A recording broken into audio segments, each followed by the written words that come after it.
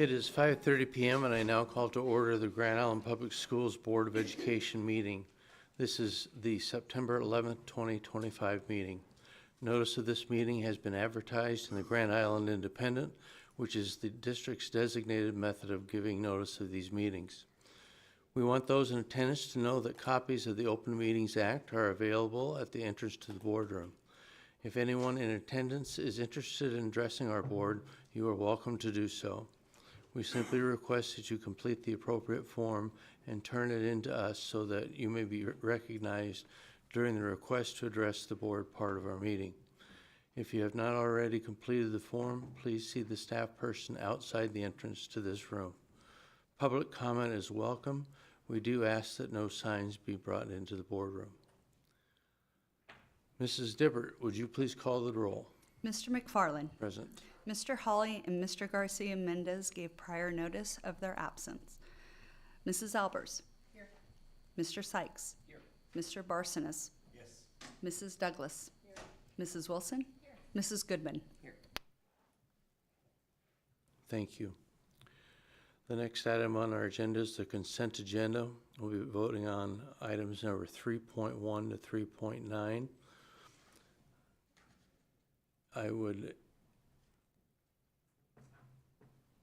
We're going to, need to ask for discussion. If we have any discussion on any of those items. Seeing none, I would entertain a motion at this time to approve the consent agenda as written. Ms. Albers. I'd like to make a motion to approve the consent agenda as presented. Second by Ms. Wilson. All right, discussion? Seeing none, you may record.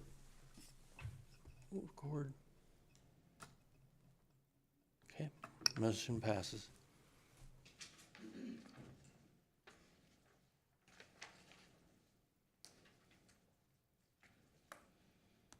Okay. Special recognition we're giving for an oath of office for Board of Education Student Representative, Ms. Catherine Zakara Ramos. Good evening. Catherine, if I could have you come on down here.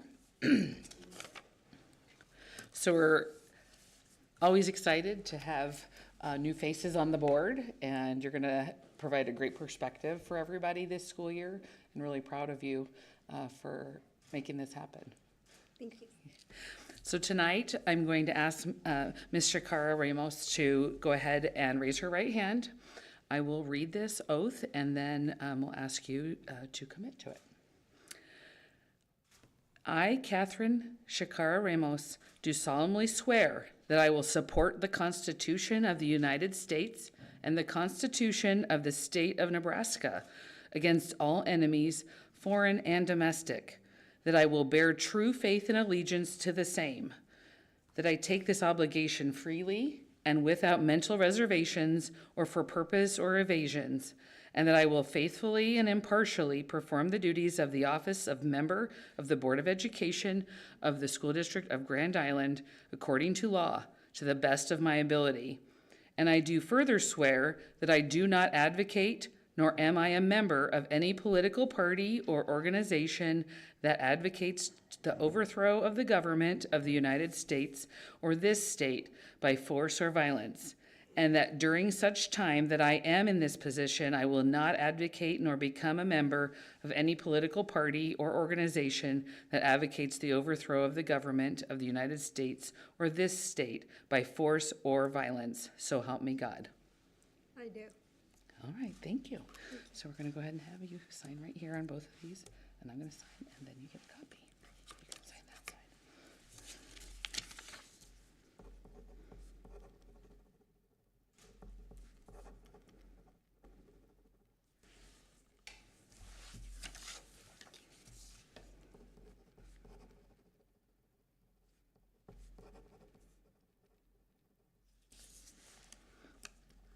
Okay, you can take that copy, but I'll shake your hand. Congratulations. Thank you so much. Welcome aboard.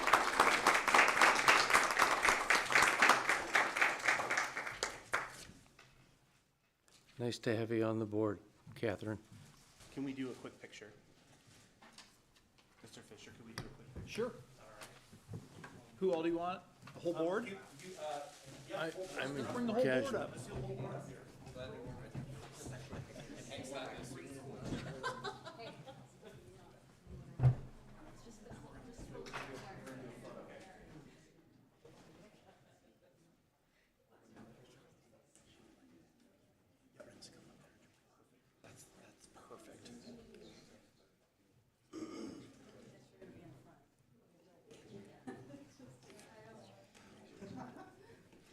All right, scooch in a little bit more for me, please. Perfect. All right, look at me and smile. We're gonna take a few. Wonderful. And then if we could, board members, we're good. If family and friends would like to come up and get a picture, I'm happy to take photos as well.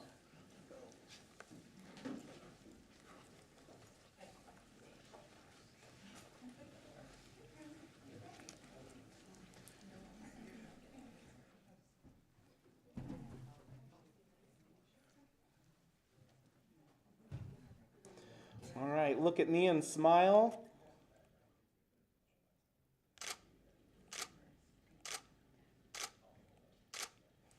Perfect. Thank you.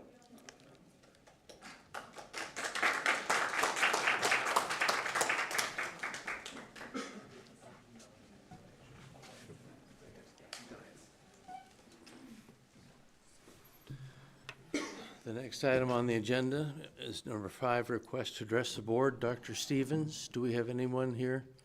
Thank you. Okay, we'll move on to information items. Number 6. 6.1, adoption of the revised Nebraska Career and College Ready Science standards that were approved by the state of Nebraska on September 6th of 2024. Do I have Ms. Kay Niebuhr and Mr. Kevin Butters? I'm sorry, I probably butchered that name. It was pretty close, Nibor.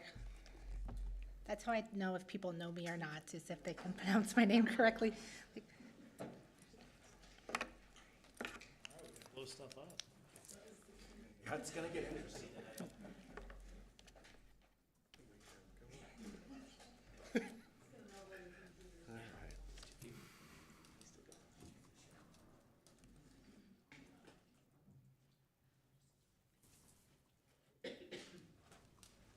Gonna escape this here for just a second.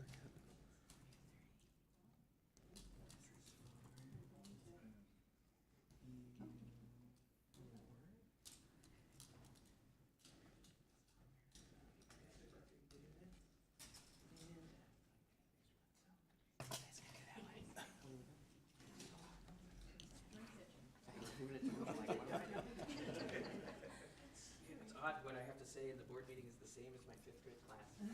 Don't drink it, please. Do you mean it? Oh, you're good. Okay, I'll go ahead and get started. I'm Kay Nibor and Kevin Butters, and we share the role of curriculum coordinator. With, I do the secondary of the middle school and the high school, and Kevin does the elementary. So we are here today a little bit to share our passion about science and the things that are happening in our classroom, but also to approve the 2024 Nebraska College and Career Ready Standards for Science. Okay, Nebraska Revised Statute 797601, statute number, requires the State Board of Education to adopt measurable academic content standards in science and requires the State Board to review and update the standards every 7 years. We have 1 year to adopt it, and that's what we're asking you guys to do today. They were approved by the State Board of Education in September of 2024. And our GIPS policy says that we'll adopt the standards equal or excess in rigor to the standard recommended by the state board. I think that's what you. Yeah. First, just thinking about what science standards look like in our K-12, that they are adopted from the NGSS the Next Generation Science Standards. And the standards really have 3 components. And for a student to master a standard or perform a standard, they must meet all 3 components. And it is really what students do, what they know, and how they think, all wrapped together. They make a performance expectation. They're woven into one performance expectation that students are asked to demonstrate by doing science. So we see those science and engineering practices, the disciplinary core ideas, along with cross-cutting concepts, all wrapped together into one standard. So just an example of what we might see a standard look like as it progresses from the elementary to the middle and high school. They all contain the 3 components. The science and engineering practices are the gathering the data, doing the experiment, creating a model. The DCI, the disciplinary core idea, is the science component behind it. And then in the standard, the green, the cross-cutting, is applying it to all disciplinaries. If you're looking for a pattern, cause and effect. Gosh, what else? Yeah, I can't think of Those are kind of the main ones Drawing that we a blank see right often. now. Just so it's not just a science component, but they are gathering data, they're analyzing data to ultimately apply it to all subject areas. NGSS versus Common Core versus Nebraska standards. We see this a lot. People ask us this question, is NGSS Common Core? NGSS is its own set of science standards. Common Core is English, language arts, and mathematics. Science refers to NGSS, excuse me, the Next Generation Science Standards basically just decided that they needed something that was specifically applied to science. And then Nebraska College and Career Standards is very similar to the NGSS. We've just added in a lot of our own state-specific educational standards, some state phenomenon, things like our Ogallala Aquifer, various things that happen in Nebraska. Just today in my classroom, we were talking about ash fossil beds, and that was the fossil component of finding out Earth's history through fossils. Just little, not every lesson, but when it's applicable, a Nebraska connection. And these standards are new in 2024, but very similar to what we have been working with since 2017. They have refined the language a little bit.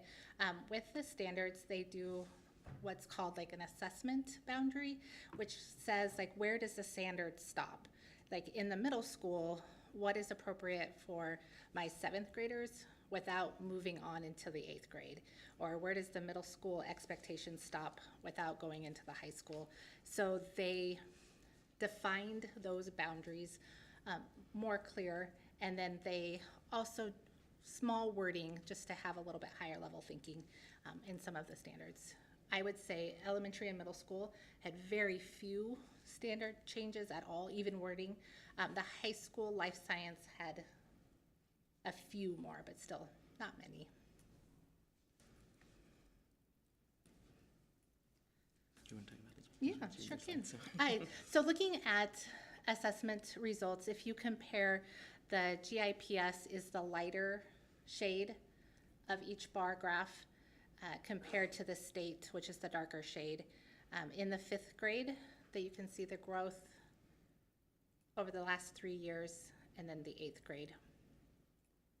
The bottom part is senior high's assessment score, ACT assessment score. And so living these standards for the last 7 years, that we really have seen our students show incredible growth, not only on assessments, but just in their thinking, how they explain their data, how they are critical of evidence and evaluating those higher level thinking questions. Personally, I can see the growth of our students. And I would say this is my 9th year teaching Amplify Science and really hitting these standards.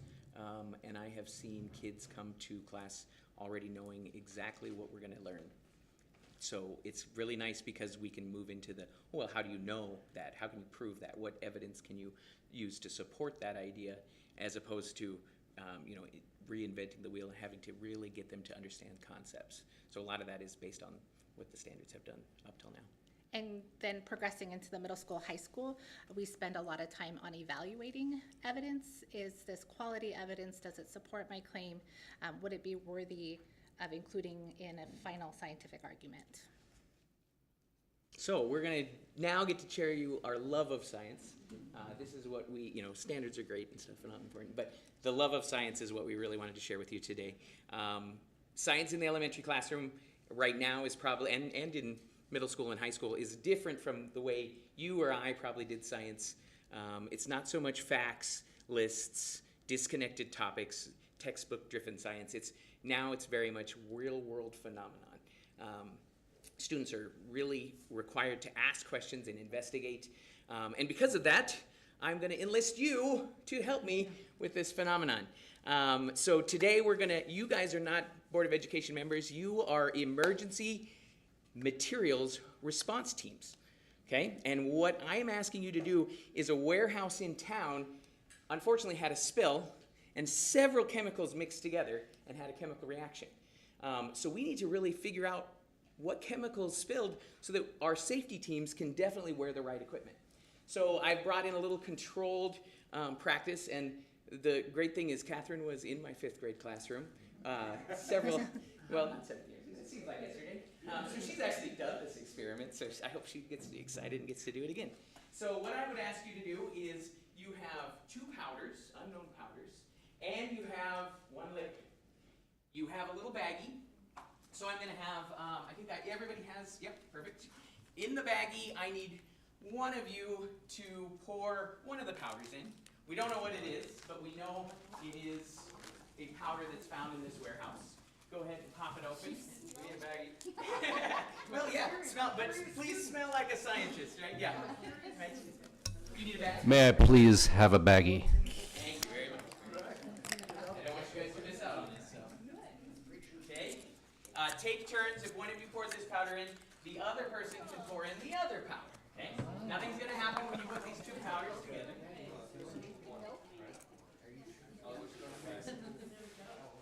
Okay. Oh, you're okay. You're all right. You got time. Both powders can go in. Yeah. No, you don't have to. That's purely optional. The smelling of the powders is optional. Okay. Now, what I need you to do, this is the part that's kind of tough, is you're going to lay the bag down on the ground, or on the table, excuse me, and you're going to try and push out as much air as possible, and seal the bag halfway.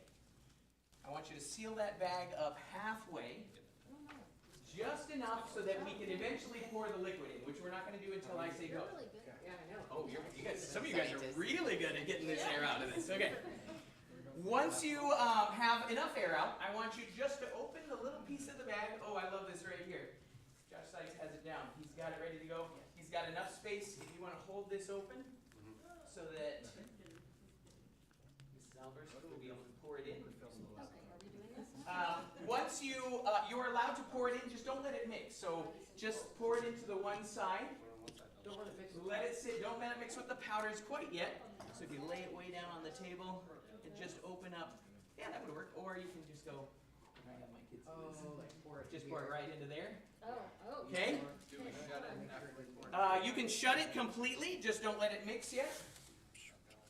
All right. Now what I need everybody to be a part of this. Okay. So you can join in with them. Everybody's got their hands on the bag. What's going to happen is when I say go, you're going to close. You got the bag closed. You're going to pick the bag up and mix it with your fingers. Everybody's got to mix it with their fingers. Okay. Are you ready? Yep.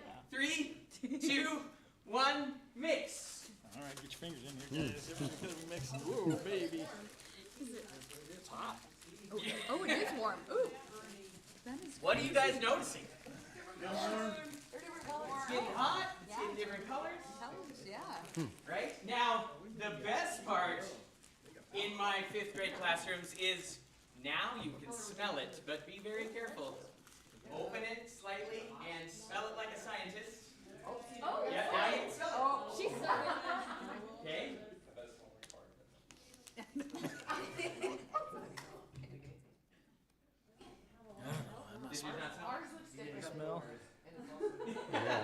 Yeah, I did get a We've got a smell. couple. There. Yellows, you smell? Oh, yeah. Smelled that in the locker room. Yeah, you should get a pretty good sulfur smell. Oh, yeah. Okay, so what we would do in our classroom is eventually explore this and try and figure out, well, what if we just mix one thing with another thing? What if we mix another chemical with another thing? Until we found out exactly what caused it to get hot, what caused it to get yellow, what caused it to make the smell, and whatnot. So this is the kind of phenomenon, this is the kind of science that we'd like kids to do and get them excited about doing science. Take middle school. And our middle school, right now, we are also using Amplify Science, and we also are phenomenon-based, and we kind of follow not kind of, we do, the do, talk, read, write, and visualize. So we usually start a unit with some hands-on activity, some discovery of a phenomenon, similar to what you might have done. And then we talk about it, incorporating our academic language. How would we describe this academically, how it's happening? Then we'll read some informational text, sometimes a scientist doing similar work, like a careers exploration. Sometimes it is evidence of what has caused the phenomenon. We write, we draw, we model, and this was just a couple photos last week of our students with some evidence cards that they were evaluating pieces of evidence if they were worthy of including them in their final argument, explaining if a certain channel on Mars could contain water that would allow it to be habitable, is what they were looking for.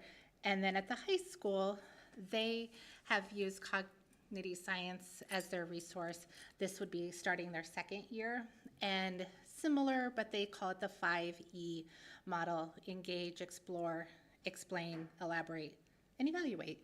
And the second and third picture was for Renee Eckhoff's class, and she was telling me that they were reading an article about dogs having a certain gene, and because of that gene, they were more docile, easier to train. So students were swabbing their dog's mouth and bringing in samples, and they were extracting dog DNA in those two middle, and trying to figure out if their dog would be easy to train or not. So all these, going into this phenomenon and whatever curriculum we have, task force members are continually revising this curriculum for teacher guidance and in response to all the student learning data that we gather. So every year we're meeting, we're fine-tuning everything, and trying to match that rigor and get kids, learning science and getting excited about it. So today, we ask that you approve the 2024 Nebraska College and Career Ready Standards for all K-12 GIPS classrooms. Any questions? Do we have any questions? Wrong one. Mr. I put Sykes. Yeah, my fault. Hey, if you could go back to the statistics, I just have a question of the statistics slide that you showed. I think it was the second one. I didn't know what our state average is for the ACT. I saw that you guys had what our average is compared to the state average on the ACT. Wondering how we're scoring, because looking at, forgive me, I'm new to this. This is my first time watching the science portion of this presentation, so don't feel like I'm putting anyone on blast here. But looking at the 5th grade measurables where we compare to the state up to 5th grade, and then looking at middle school where the gap between state average and where we're at increases. And I was curious about where we were at with the ACT, where 17 is 17.2, I think, is that right? Mm-hmm. Or 17.1, where that's at. And you may or may not have that information, or what you guys are seeing and doing about that if you guys you're like, yes, we see that, and this is kind of where we see this curriculum coming in and helping with that. Yes, absolutely. Yeah. I do not know the number of what the state average is for the ACT, but I can get that. As far as, are we concerned we could do better? Absolutely.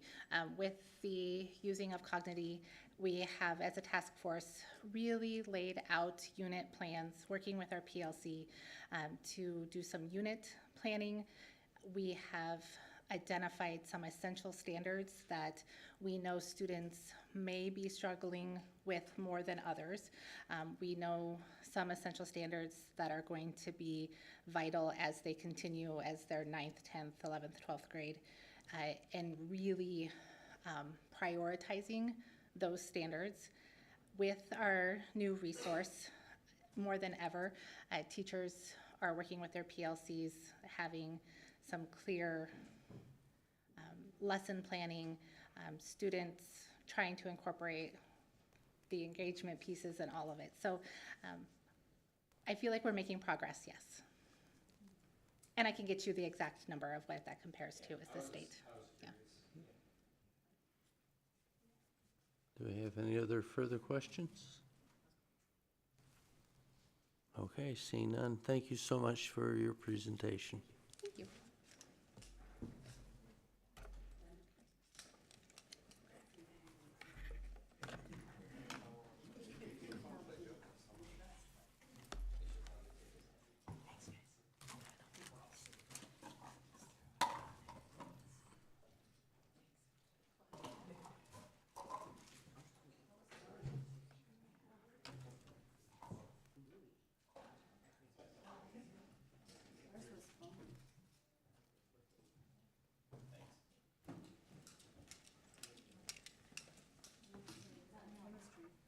Okay, on to item 6.2, request to co-op bowling from Wood River High School.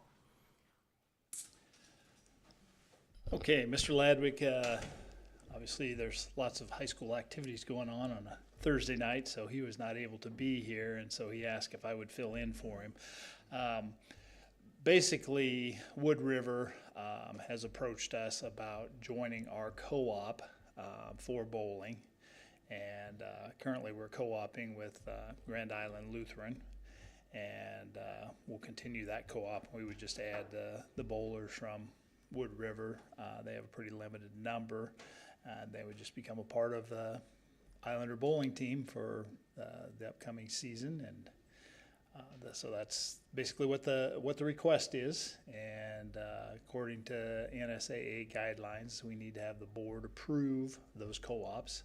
So actually what we have to do is we have to dissolve our existing co-op with just Grand Island Lutheran, and then we would reform a co-op with Wood River, us, and Grand Island Lutheran. Questions about that?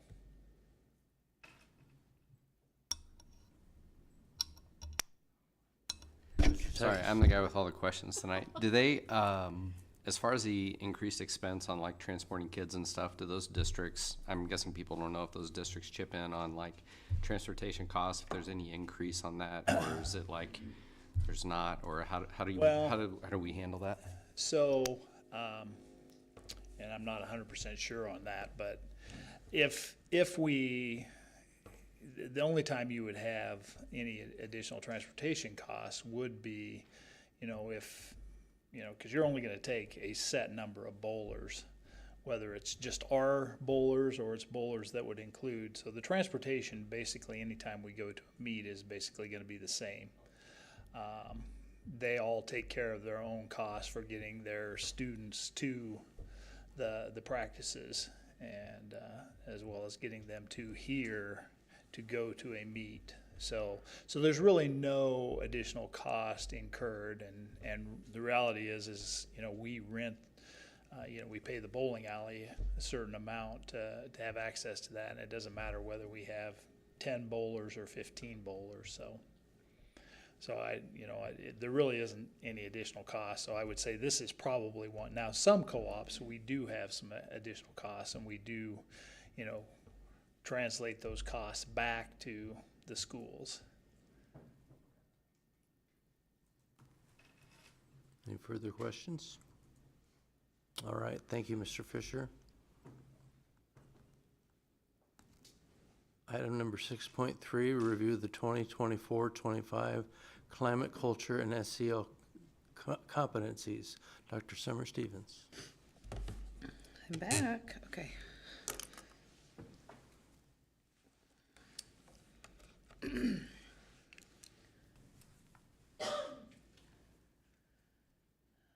All right. So on Tuesday night,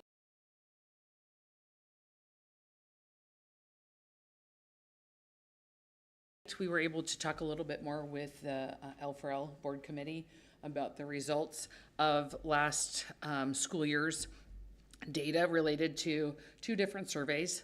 The Panorama survey, which we've been giving since 2018, that really looks at students' social emotional learning skills and competencies. We used to also give one of the surveys from Panorama that was called well-being, student well-being, and now that has translated into our second survey, which we piloted last spring, called the School Climate Culture and Communication Survey. And not only did students take that survey, so too did families and staff. So tonight I'm just going to share a little bit about some of the findings from last year and some next steps that we will take. So I want to share with you from spring, the spring administration. You can see there it's just a little over 5,000 responses. We do have 10,000 total students, but only students in grades 3 through 12 take this survey or take any of the surveys right now that we are administering related to this topic. And when you think about the responses, there are two different kinds of items in there, and Catherine knows, she's taken that, I'm sure, over many years. There are selected response items which actually give you choices to pick from, and then there are a couple constructed response items in that survey. And we use this information from the social emotional learning competency survey to work on building school improvement plans. We use it for our SECA, our social emotional learning and arts curriculum implementation. That's where we have our second step and our top 20 teens work happening. Then we have the data we use with school counselors and social workers directly to support students, both in small groups and also individually. So this is one of the surveys. This particular survey is not anonymous. So students do log in with their user ID. Now it is anonymous to us unless we have items that if a student in the constructed response writes something, all of our counselors and social workers review that along with other administrators and folks in the building. And if they see something that is concerning and they want to be able to specifically address with a student about a student's negative feeling about something or concern shared, we can make that request of Panorama to share that information with us. And it's really important that we get that information and link it up so that we can help. Sometimes students know that they're putting in their particular information. So I want to just briefly share specifically the 5 areas that are covered in the survey from Panorama. Again, it's the same survey we've been giving for social emotional learning competencies since 2018. And just show you kind of where we're falling. So the percent shared there, for example, supportive relationships. It asks if people at school have a trusted adult that they can go to and confide in and that they get along with people in school. So in this example, in the spring, 89% of elementary students across the district felt like they had supportive relationships from those questions. And again, there's a total of 33 questions over 5 areas. So you know you're not working with a lot of items. So you can see to the right then is a little arrow. It's red and it's pointing down. That is from, we had results go down 1% since the prior year's administration in the spring. That's how that's calculated. Okay, so we then have self-management. That's about being able to be organized, get my homework done, that I know that what's expected of me. 73% of students indicated that they understand they do those practices. Social awareness, that takes into account, again, kind of how I act, how I behave, how I treat other people. I think one of the very first questions is that I treat other people with respect, something along those lines. 72% marked it favorably. And you can see in those two, there was no change.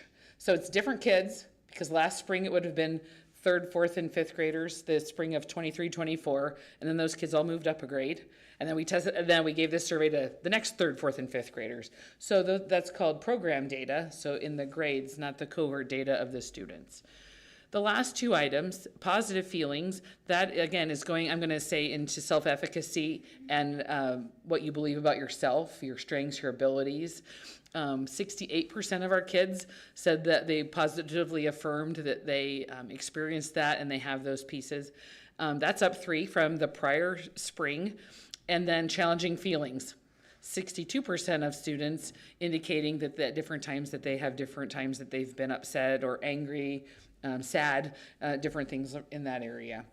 So this all is the selected response, so kids aren't entering any specific personal data in that section. It's just more of their overall response. Now in elementary school specifically, our teachers, our SECA teachers, our integration specialists, our counselors and social workers all contribute and help in giving that survey. So they will read the survey to students. Students can take the survey in Spanish also.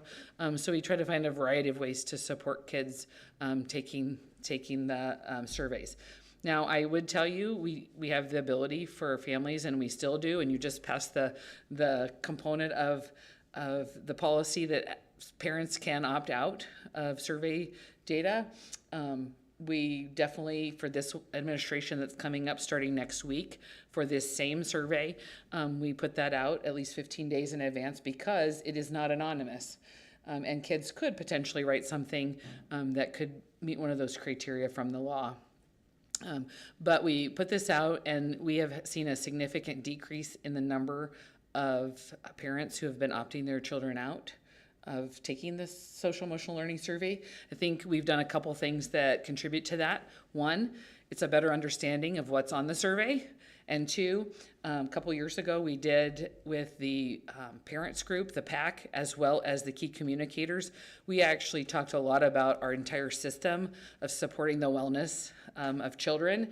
And we talked about what is taught in the SECA curriculum and what they are learning about.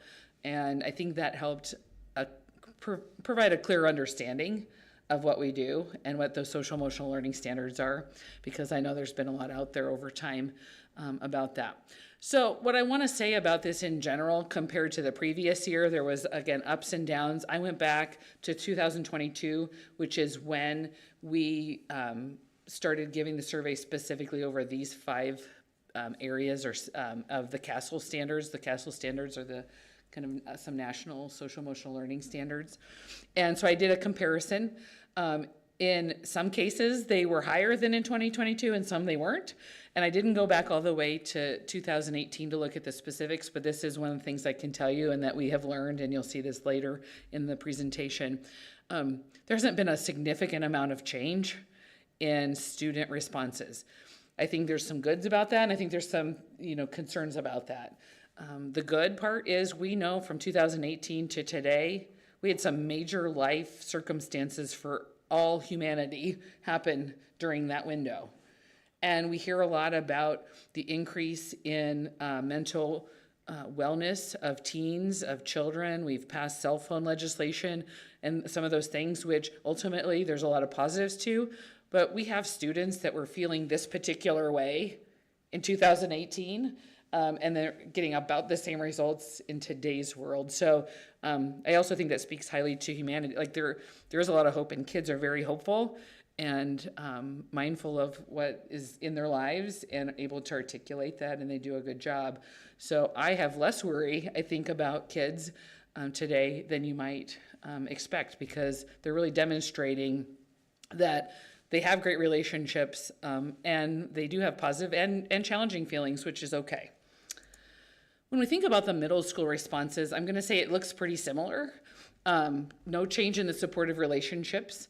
The self-management, I'd like to attribute that to, like, we teach more skills about organization and time management and those executive functioning skills.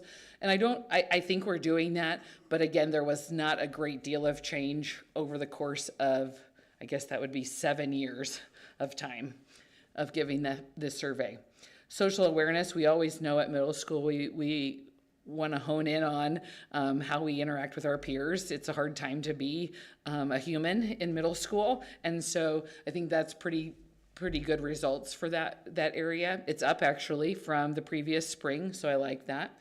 And then the experiencing challenging and having positive feelings, those are about the same level, and they're down a little bit from the previous year. And then the last is the high school response. Again, the thing to remember, for example, across the board, we're not capturing everyone. I would say at elementary school, they really try hard to get everyone in the class, especially if they've missed to take it. We have a 2-week window.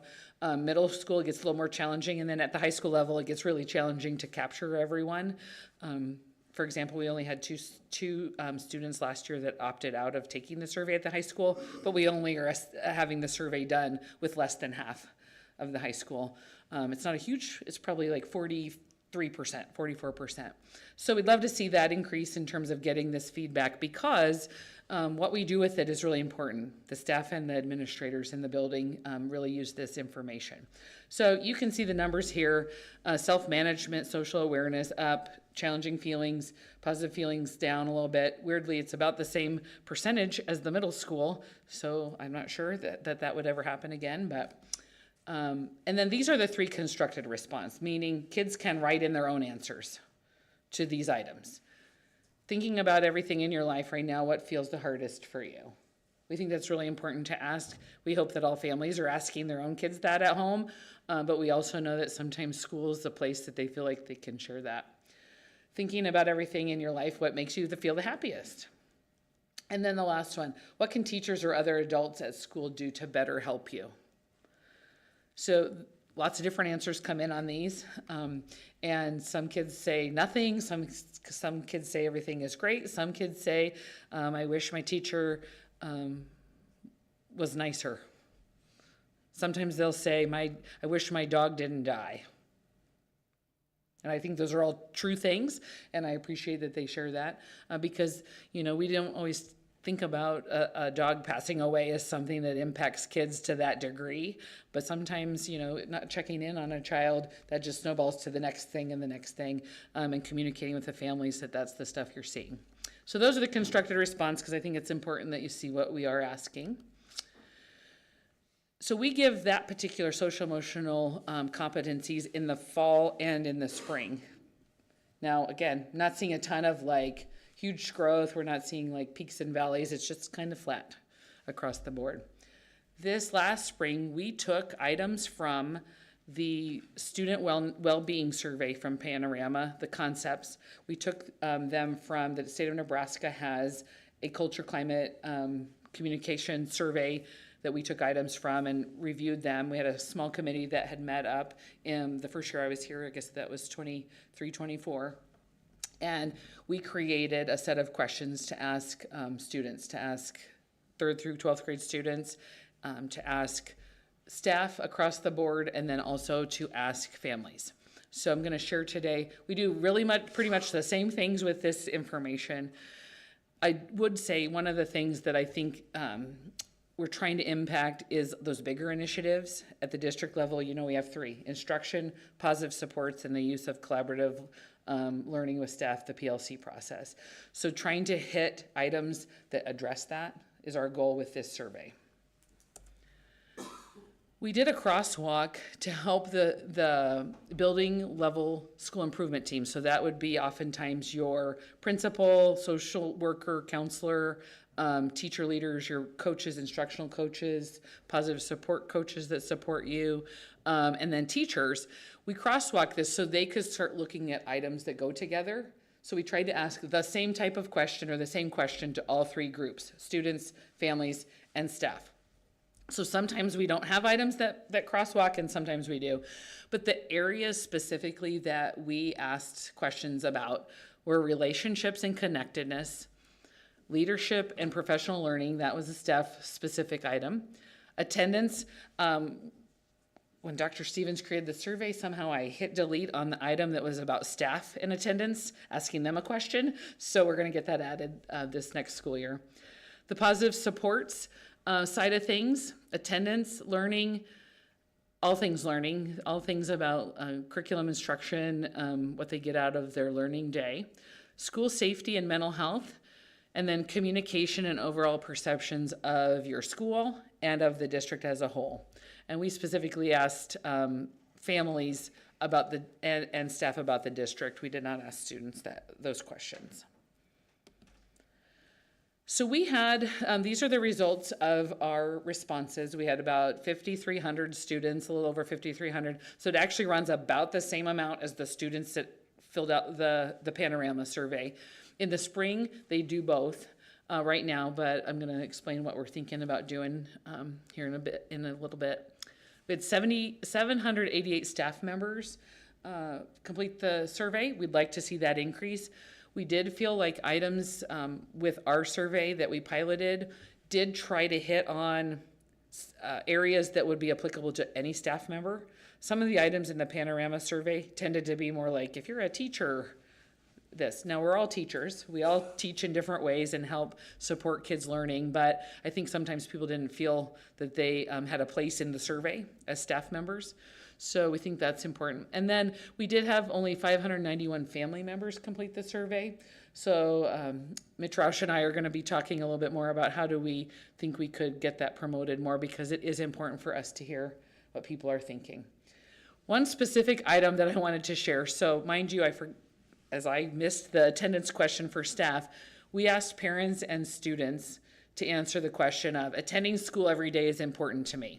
As you know, we have an attendance goal in our school improvement, our district strategic plan.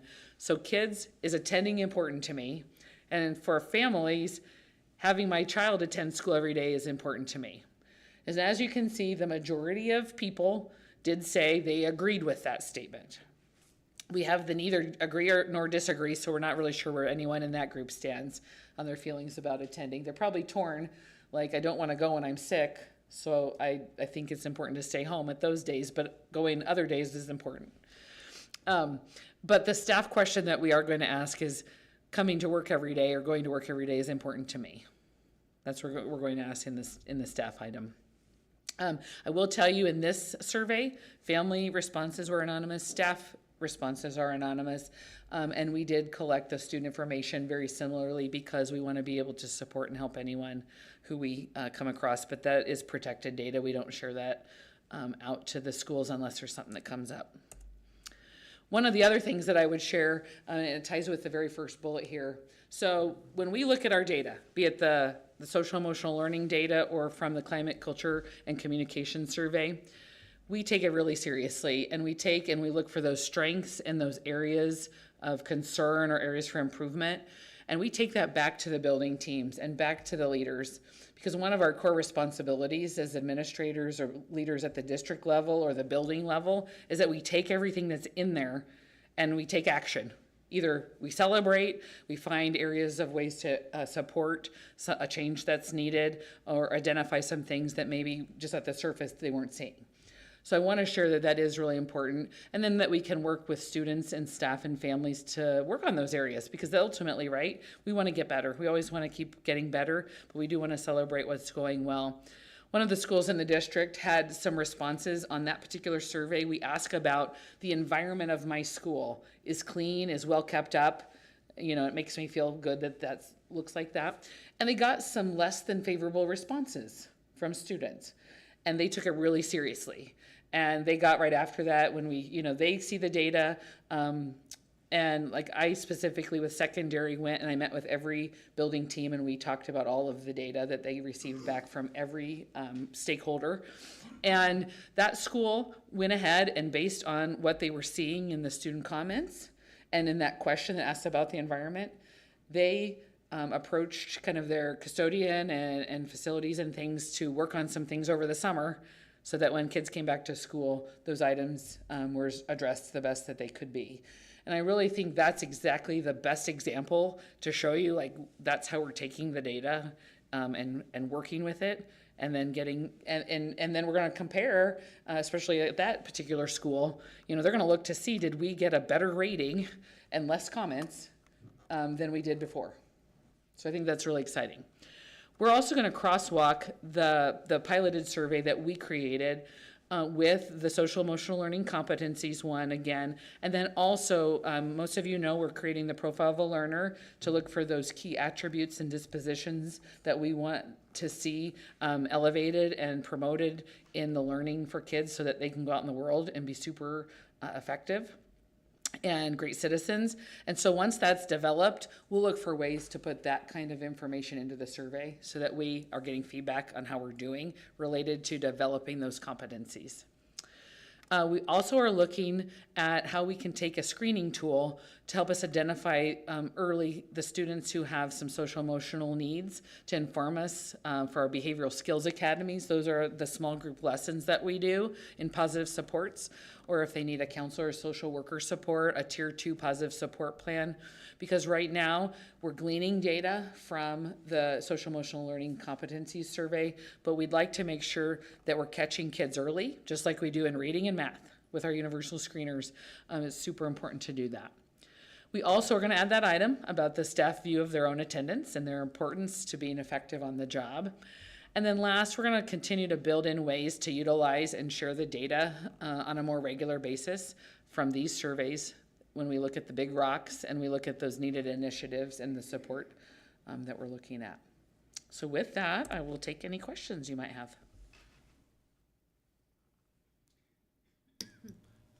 Mr. Barsness. You mentioned, what was the participation rate at the high school? Did you say 43-ish% about? So I think it was for the second survey. I think there were 1148 approximately. I can get that specific number. We're good. Thank you. Any other questions? Which on most surveys, if you get even 30%, people are like ecstatic. But, you know, we do have a captive audience. Like, it's important, right? But I will tell you this, if no one does anything with the information that is shared, people stop taking the survey. So we want to make sure we're continuing to do better with that. Thanks. Okay. Thank you very much.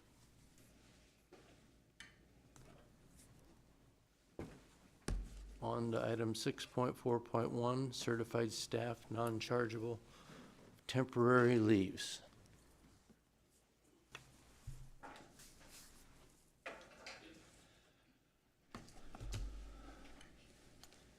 Okay, as we discussed last month, our policy committee had made the decision that, much like we were doing with our information items, that if there were not substantial changes in the policies that we were reviewing, that we probably didn't need to spend much time on them.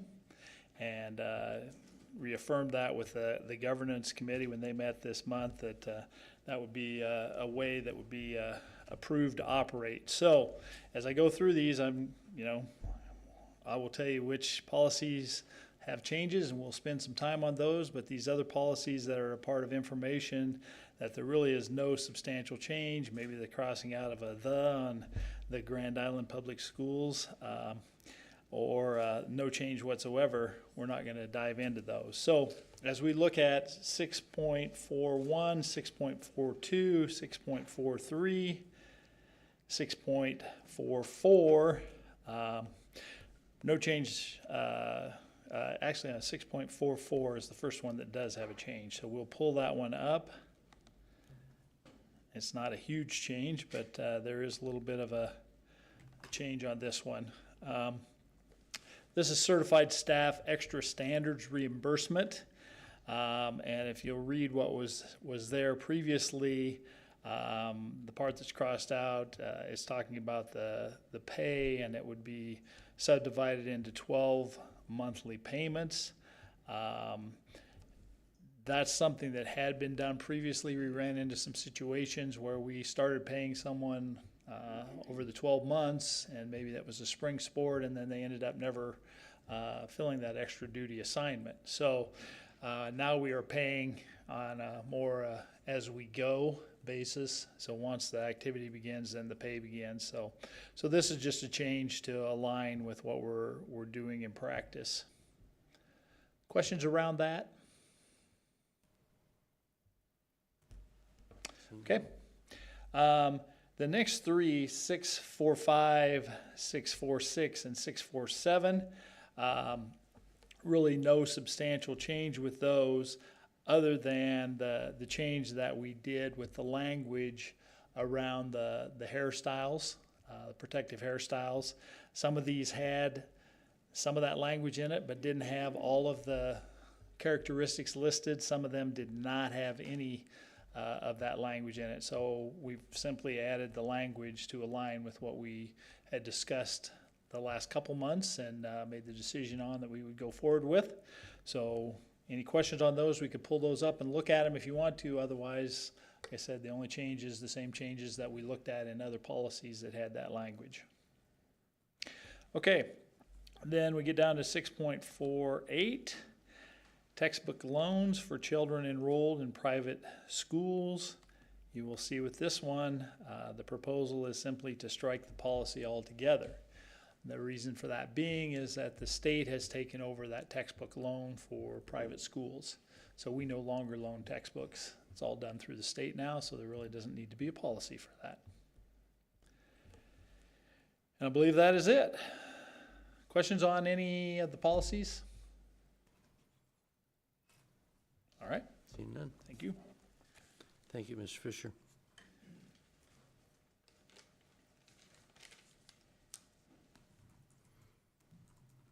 Okay, on item number 7, action items. Adoption of the revised Nebraska Career and College Ready Science Standards that were approved by the state legislature on September 6, 2024.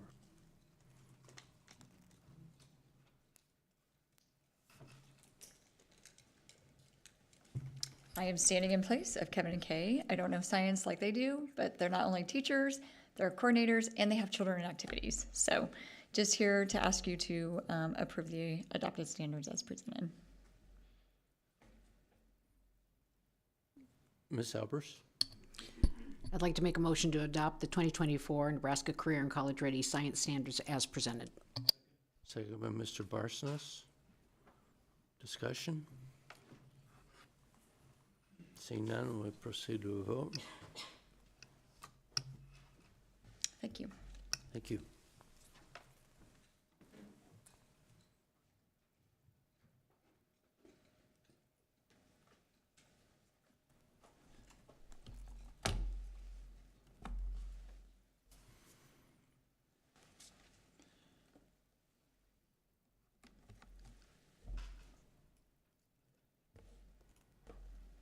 We're now on to item 7.2, request to co-op bowling from Wood River High School.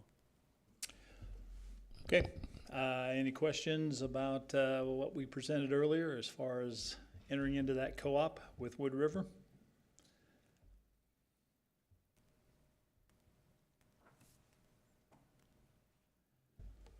Seeing none.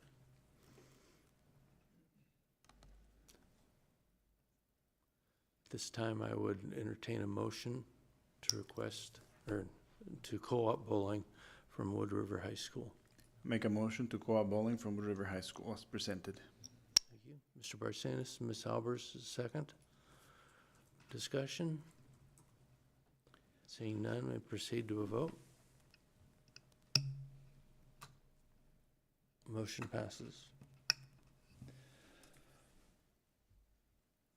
Okay, as far as policies, again, we did have several policies that were approved in the consent agenda from last month's information items, but a couple of them we felt like needed to go before the board again.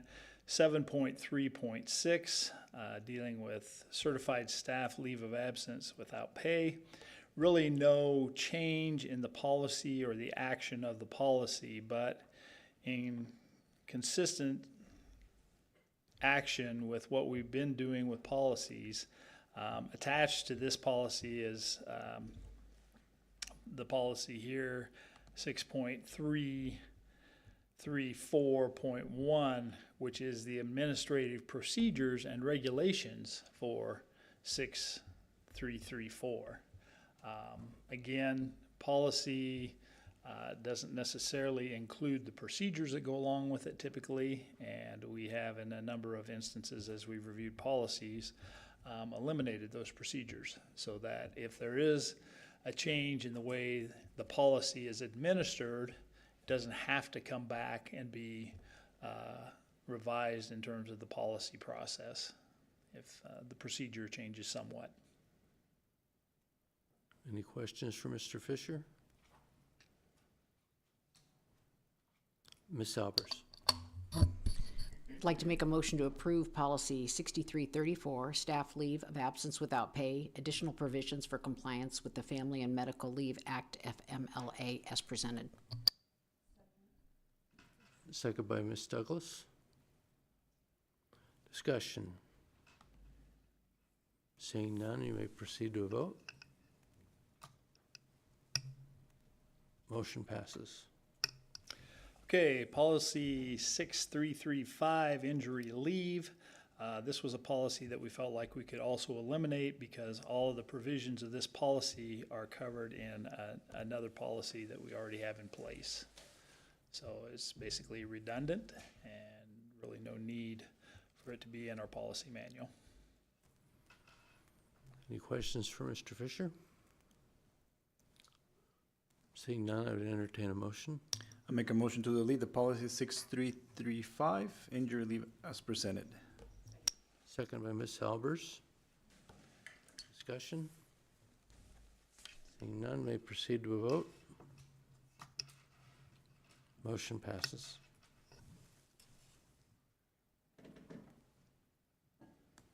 Okay, that brings us on to reports.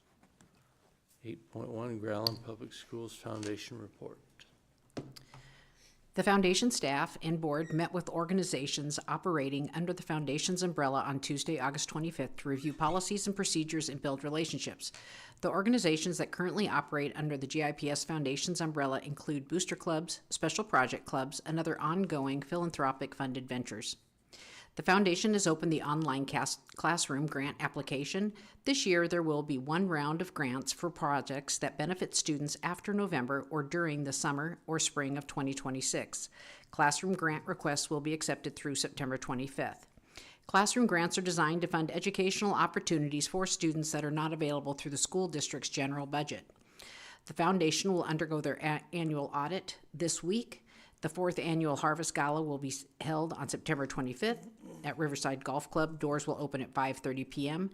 Tickets are available at gipsfoundation.org. The foundation board will meet on September 16th, 2025. The annual budget will be presented. Thank you, Ms. Albers. Any questions for Ms. Albers? Seeing none, we'll go on to the student representative report. Are you ready to give us your report, Catherine? Yes. Good evening, everybody. My name is Catherine Shakara, and I am the Student School Board Representative for the class of 2026. To begin with, I would like to thank my classmates for having the confidence in me to represent them here. I am beyond grateful and determined to live up to their expectations and serve the GIPS community to the best of my ability.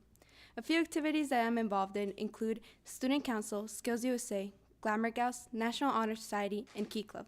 I currently have an internship at JAO and am also a mentor for the MTech Club. Some of the fall activities that have started are the musical. This year's fall musical is Shrek the Musical. Premiere night is November 1st. The musical will feature the talents of over 140 students overall from the Grand Island Senior High and GIPS.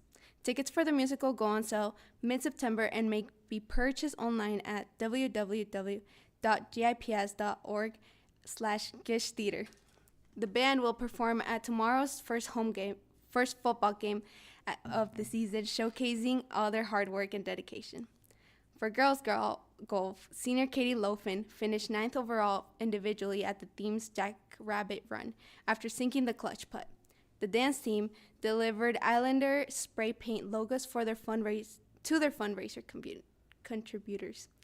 The girls cross country senior Katie Johnson broke the school record for the girls cross country. For the boys, the team placed 14th out of 54 teams, led by senior Jorge Carpio and junior Harrison Rundle. Individually, Carpio placed 46th and Harrison 56th. The softball team won their games versus Fremont and Lincoln Southeast. Volleyball, the Gish volleyball team won their game versus Columbus. Events around GIPS. The Grand Island Teammates Mentoring Chapter was recently recognized as statewide leader in fostering positive student connections. Adding on, a student of high school of high school fall student athletes visited Eagleman Elementary, sharing their experiences and reading books to the students there. The students showcased what it means to be an Islander. Westlawn Elementary held a STEAM family night and had a group of high school and student volunteers help out with their stations. Gish had a successful first back-to-school month, enforcing the cell phone policy as well as the new schedule adjustment, which incorporated Core Plus academic support for freshmen and sophomores.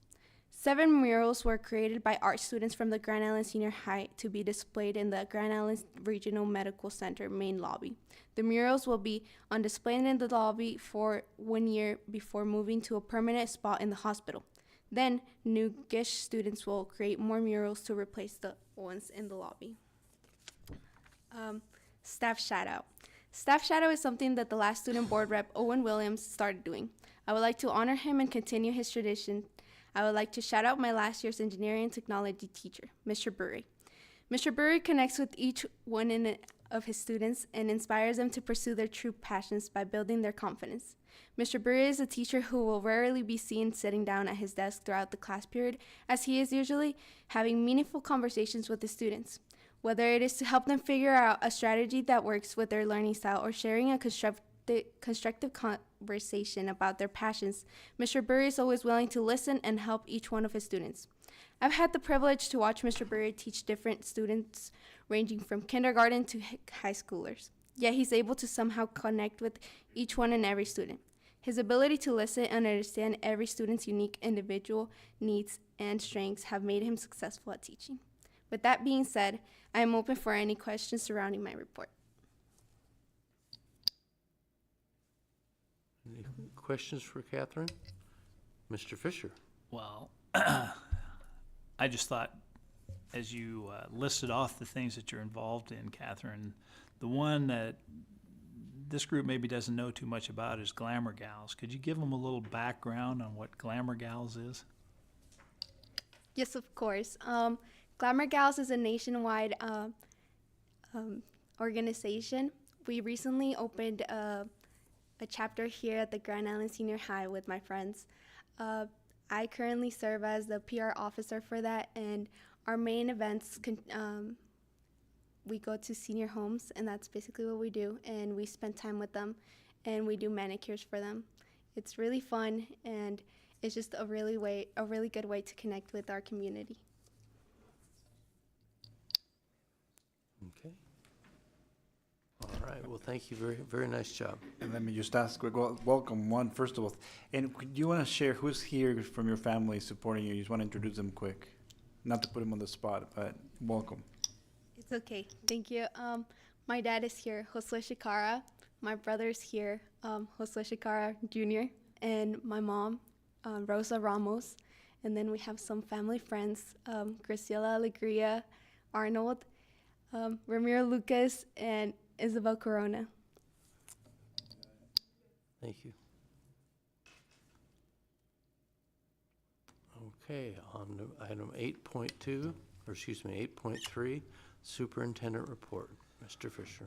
All right. Well, Catherine did such a good job of covering things. You know, she touched on a number of the things that I had on my list too. But it really just the school year is off and running. We're into our 4th week now, and I think things are going really well. You think about our elementary schools; they've already done their first round of testing to really get a baseline for where our students are at as we start the year, and so that's already out of the way. She mentioned the musical being cast already. She talked about the field show for the band. They get to roll that out tomorrow night, and I think their first competition is next Saturday. I think they go over to Kearney then. You know, we're off and going, and you know, right now I had Jamie Wattier pull our current enrollment. We are 9,769 students today, and that's about 200 less than we were at this time a year ago. So that's just kind of a snapshot of where we're at, and we know that our population is going to fluctuate as we move throughout the year. But anyhow, that's a comparison to where we were last year. Yesterday, I had my first meeting with the high school student group that I get a chance to meet with, and Catherine got to join that group as part of her being on the board now. She gets to sit in with that group, and she did a really good job of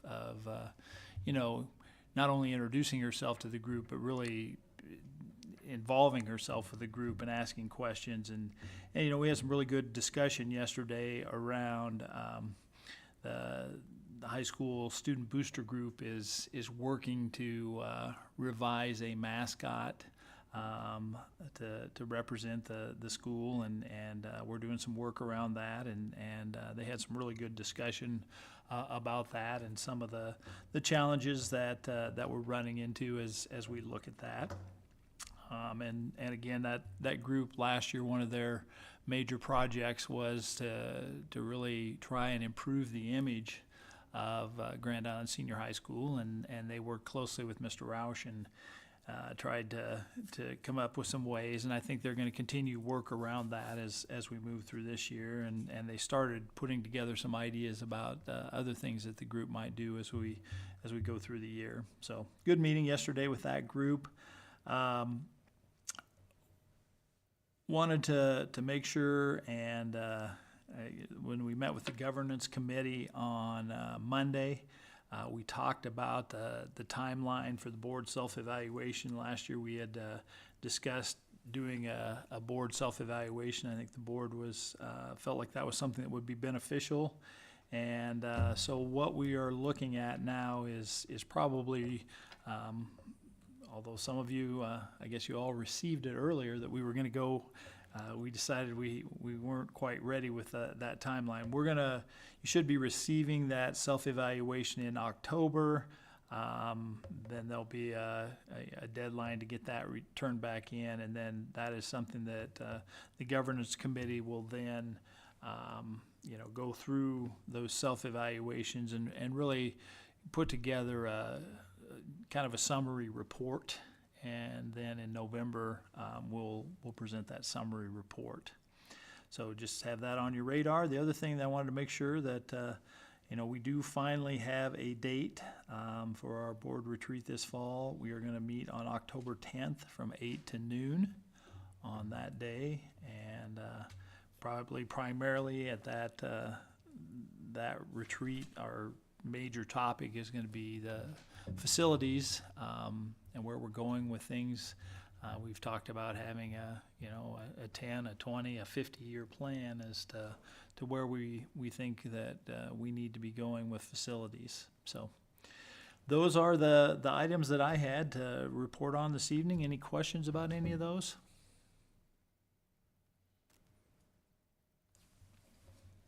All right, well, thank you, Mr. Fisher. Notice of upcoming board meetings. The Board of Education will have a workshop Thursday, September 18th, 2025 at 5:15 p.m. Then the Board of Education will have a special meeting Monday, September 22nd, 2025 at 5:30 p.m. And then we'll have the regular Board of Education meeting on Thursday, October 9th, 2025 at 5:30 p.m. So those are our upcoming